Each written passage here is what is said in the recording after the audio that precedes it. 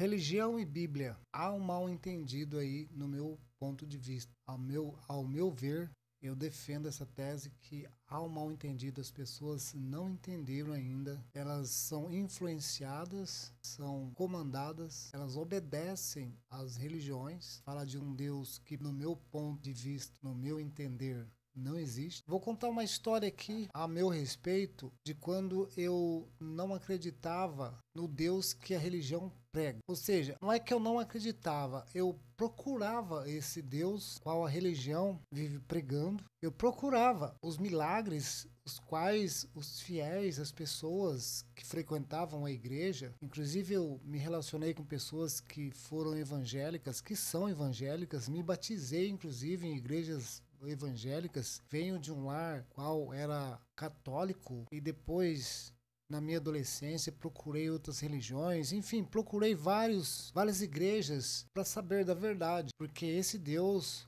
o qual as pessoas, elas sempre falavam, eu creio em Deus, você crê em Deus, eu ficava procurando, porque eu lembro que quando eu era pequeno, quando eu causava algum impacto, quando eu me estressava, vamos dizer assim, quando eu perdi o controle emocional e fazia alguma cagada que eu me arrependia depois, ou seja, às vezes eu brigava com meu irmão e aquilo eu arrependia daquela discórdia, daquele estresse, eu me arrependia daquilo, aquilo me perturbava e eu arrependido eu corria debaixo de um pé de jabuticaba, enjoelhava lá, pedia para Deus me ajudar naquela situação, naquela discórdia, naquela disfuncionalidade, porque o meu lar era um lar conturbado, a minha mente era uma mente conturbada. E por conta disso eu cometia esses atos, né, prejudiciais aos irmãos. Brigava com os irmãos, maltratava eles e me arrependia disso. Então eu corria lá pedindo perdão, a salvação,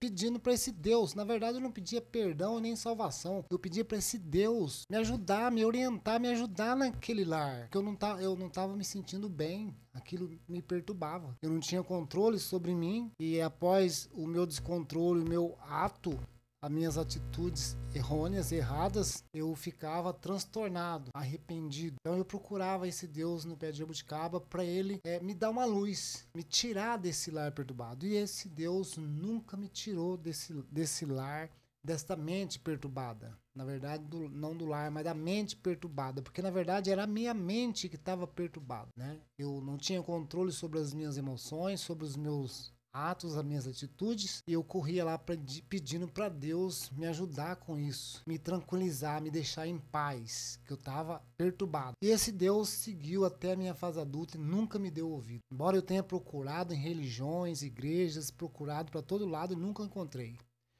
E a última religião que eu me batizei, inclusive, foi a qual a minha ex-mulher, minha ex-companheira, seguiu, deve seguir até hoje. E ela mesma falava que eu não tinha Deus no coração. E hoje de fato, eu concordo com ela. De fato, eu não tinha Deus no coração. Só que na época que eu estava com ela, eu queria saber que Deus era esse que ela falava tanto que não me curava, né? Não me curava. E eu comecei a frequentar a igreja junto com ela. Mesmo após a nossa separação, eu me batizei na igreja, inclusive. E foi lá que eu comecei a ler profundamente, entender o que estava escrito na Bíblia. Foi de lá para cá que eu comecei a separar a religião da Bíblia, né? As pessoas vão na igreja, frequentam, né, seguem religiões, mas não leem a Bíblia e se leem, não entendem, não interpretam o que quer dizer lá. Ora, o que eu entendi lá foi que a Bíblia, o Deus, né, que tanto as pessoas falam, não está na igreja, não está na religião, está lá na Bíblia, as palavras, os escritos, né, as orientações, os conselhos estão lá. Esse é o Deus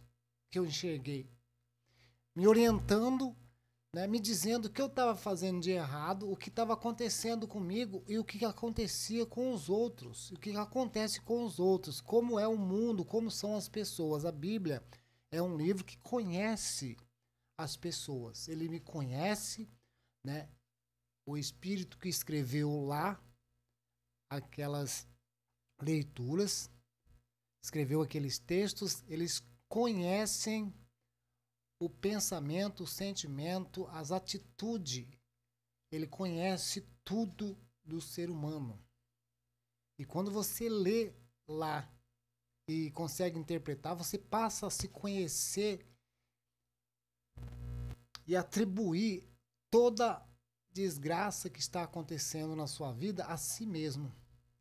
Foi o que aconteceu comigo. Eu comecei a atribuir as desgraças, as perturbações, né? Já comentei aqui no canal que eu fui dependente de crack, dependente de remédios, diagnóstico de esquizofrênico, enfim, tudo isso que, né, que estava em mim era responsabilidade minha. Eu era o culpado, eu sempre fui o culpado, eu sou o culpado. É o que a Bíblia diz. É o que a Bíblia diz. Que Deus está em nós, é que nós somos os senhores de nossas vidas, dos nossos atos, dos nossos comportamentos, da nossa língua, nossa fala. Está lá. E o que eu vejo, né, a maioria das pessoas que seguem igreja e religião, elas não entendem o que está escrito lá. Elas são influenciadas ou se deixam influenciar, né, por conta de não ter a disposição, não ter a coragem ou estar com preguiça de buscar, né, de ter brio, de buscar entender o que está escrito lá. Porque quantas pessoas estão indo na igreja, carrega a Bíblia debaixo do braço, segue religião, e a vida delas continua a mesma. Ela continua, não estou aqui para julgar ninguém, não estou aqui para dizer que são todos, mas a grande maioria das pessoas, elas usam a religião ou usam até a Bíblia para se esconder ou para se fazer de santo, para não ficar feio para a plateia. Esse é meu ponto de vista. Você pode até discordar de mim, nada contra você discordar, tá tudo bem, faz sentido você discordar. Mas o que eu encontrei na Bíblia foi que faça sol ou chove, está bem ou mal, está doendo ou não, é tudo comigo mesmo, é eu que tenho que resolver e não adianta eu reclamar. E o interessante é quando você conhece de fato, que você aceita, porque é difícil aceitar, né? Aí você vai ver que é você que vai ter que dominar a sua ansiedade, é você que vai ter que curar seu estresse, você que vai ter que curar o seu nervoso. Ah, mas eu sou nervoso, eu vim de um lar disfuncional, não tem problema. Tudo isso a Bíblia vai curar, porque você vai tomar as rédeas da sua vida. Ou você se cura do seu nervoso, da sua raiva, do seu ódio, ou você vai se ferrar. Você vai adoecer. Você vai piorar na sua vida. Quando você descobre que é tudo você que causa, você é causa, e você sofre o efeito da causa que você mesmo causou. Não adianta. A Bíblia fala sobre tudo isso, fala sobre as pessoas que lisonjeiam, pessoas que bajulam, para a gente tomar cuidado com essas pessoas. A Bíblia fala que mesmo, né, Jesus fala na Bíblia que mesmo elas fazendo o mal, elas não estão fazendo o mal porque querem. Jesus fala que eles não sabem o que estão fazendo, eles estão nas trevas. Porque eles têm preguiça ou dói demais de se aprofundar na Bíblia e aceitar a verdade, porque não basta você conhecer a verdade, você precisa aceitar a verdade. Aceitar a verdade que o problema é você, que os problemas não são os outros.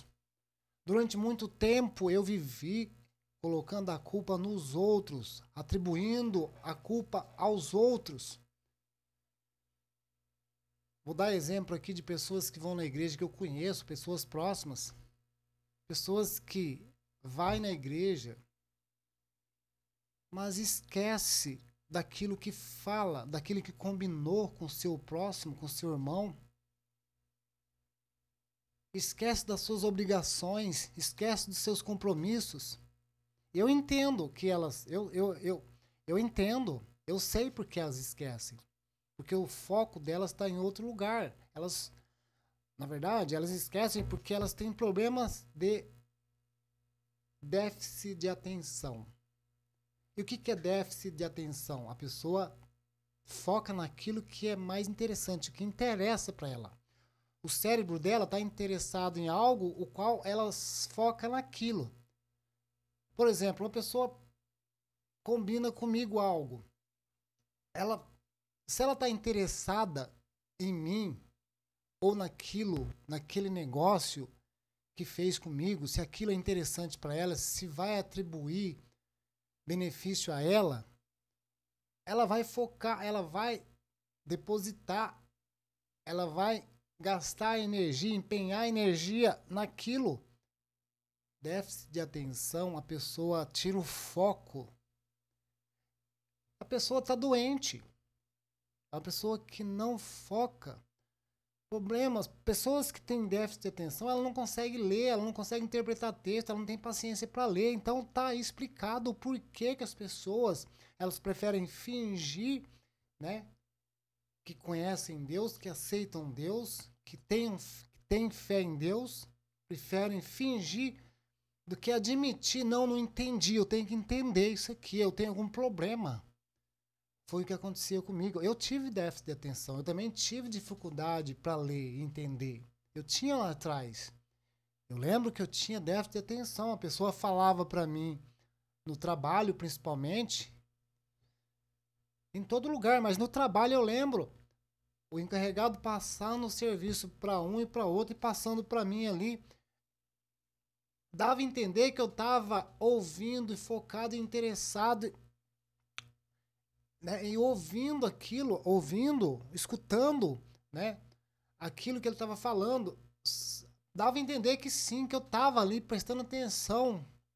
Só que não, a minha mente estava em outro lugar. Ele estava falando, Roberto, faz isso, faz aquilo e tal. Eu falei, tá bom, vou fazer. Eu falava, eu vou fazer, mas eu não estava nem prestando atenção. Minha mente estava focada, perdendo tempo, gastando energia em outro assunto, em outra coisa. Isso é um problema psicológico. Isso é uma doença. Fingem que estão ouvindo, que entenderam, mas não entenderam. É só para ficar bonito, para não ficar feio naquele momento.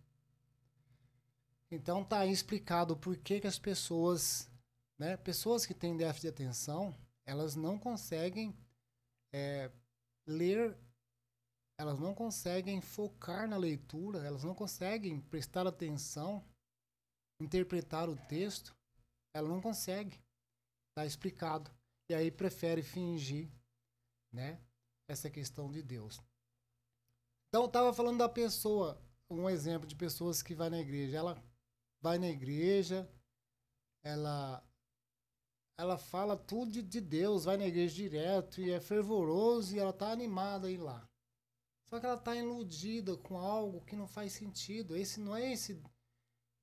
Ela não tem Deus. Que Deus é esse que não dá para ela a habilidade de lembrar daquilo que falou, daquilo que combinou, daquele compromisso, daquela obrigação?